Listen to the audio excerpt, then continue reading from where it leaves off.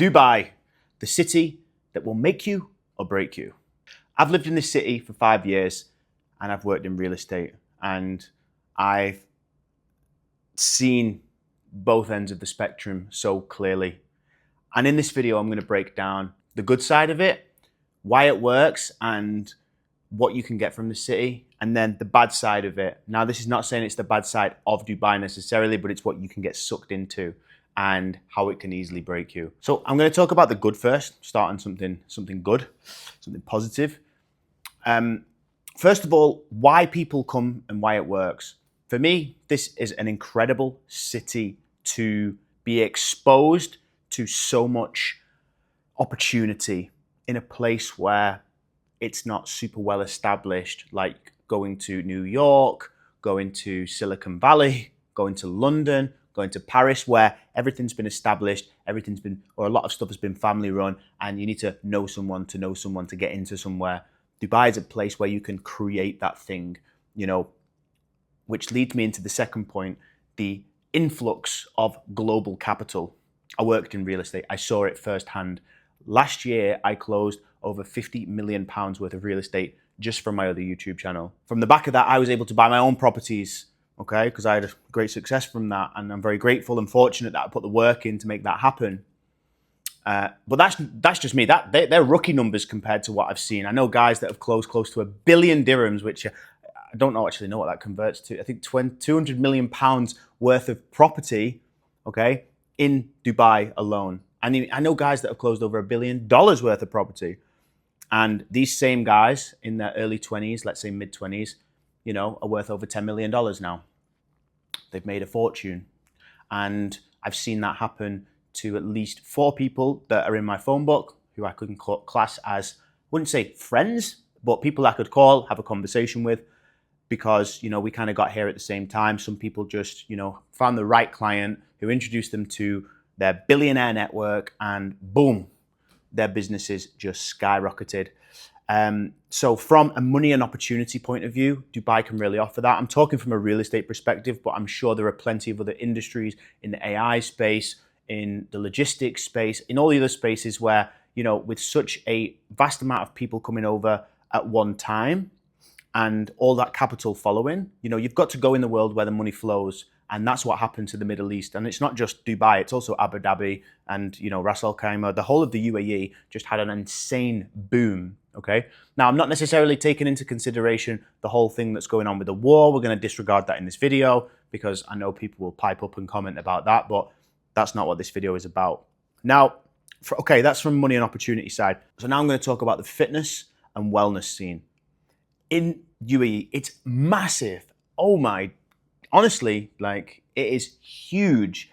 The amount of gyms, the amount of paddle clubs, the amount of spas, places where you can go and congregate and meet people, run clubs, fitness classes, high rocks, competitions, triathlons.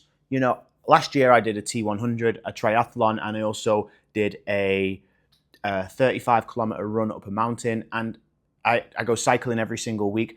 I go running a lot on the beach every Sunday. I go to the gyms also throughout the week, and everything is packed.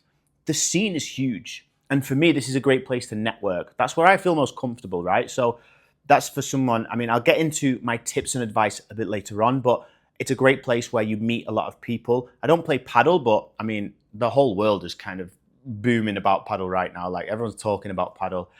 I think that's a very key part here. So combined with the money and the opportunity side of things, which is what draws people to Dubai initially, you've got the wellness and the fitness scene, which kind of keeps people here because they can build communities from it.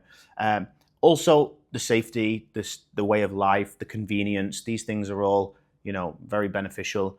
And this is why when people come here, they see this good.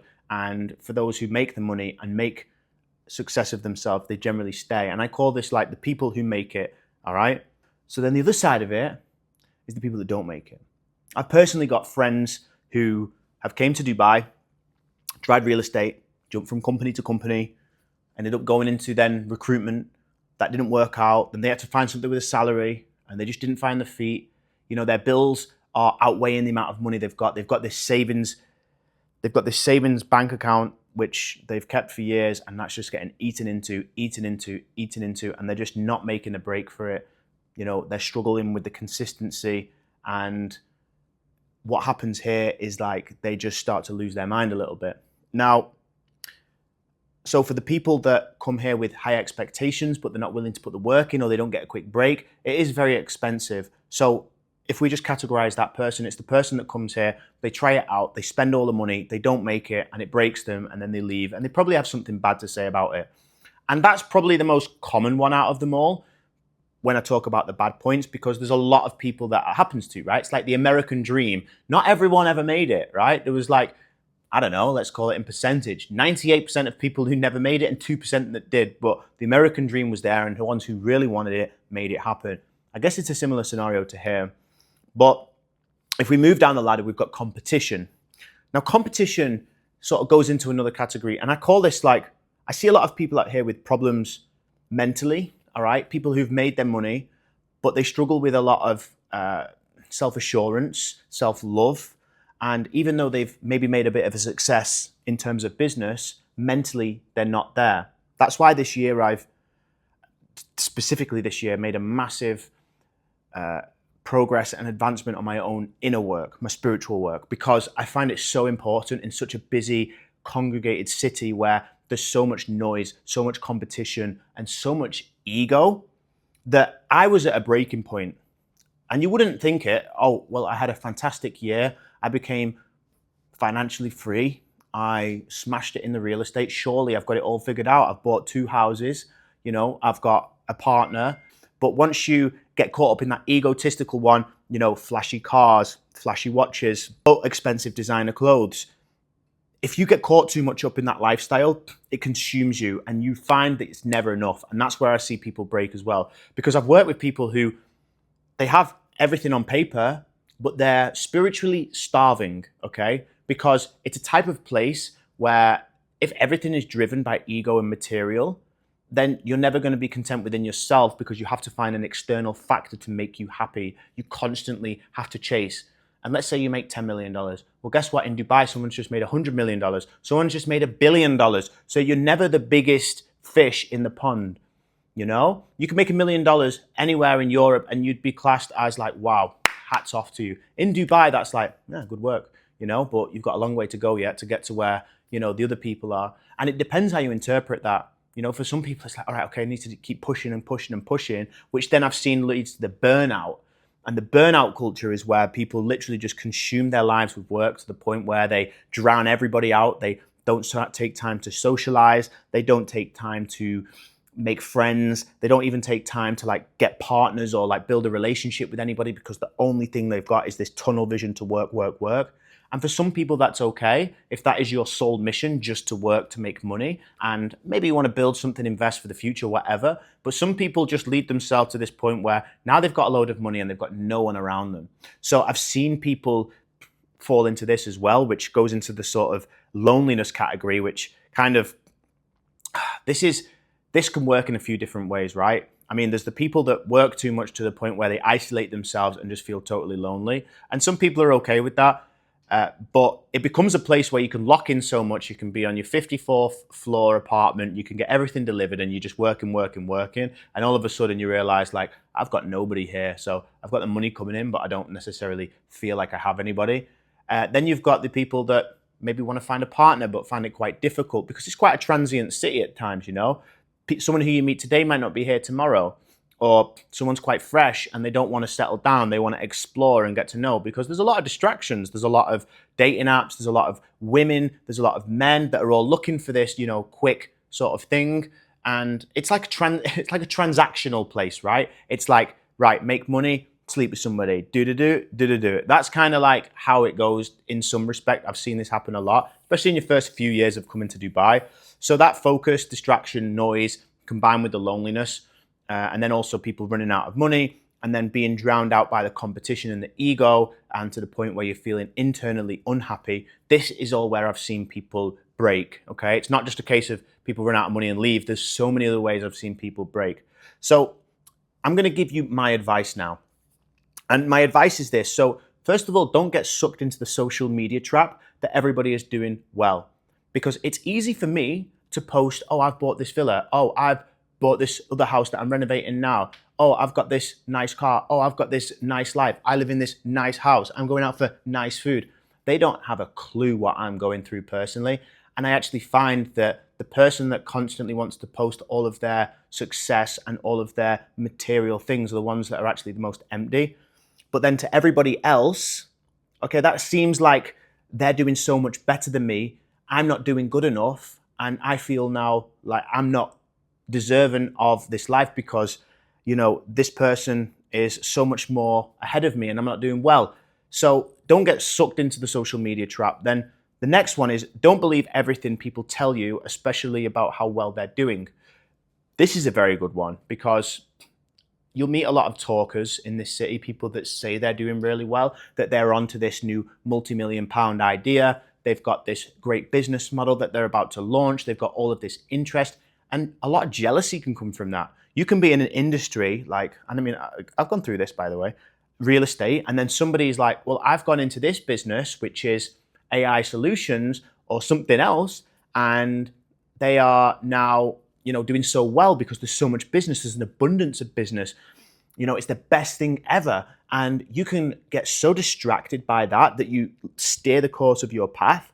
And what happens here is the distractions which are talked about and the noise can steer you off your path. So you're never quite sure if you're making the right decision.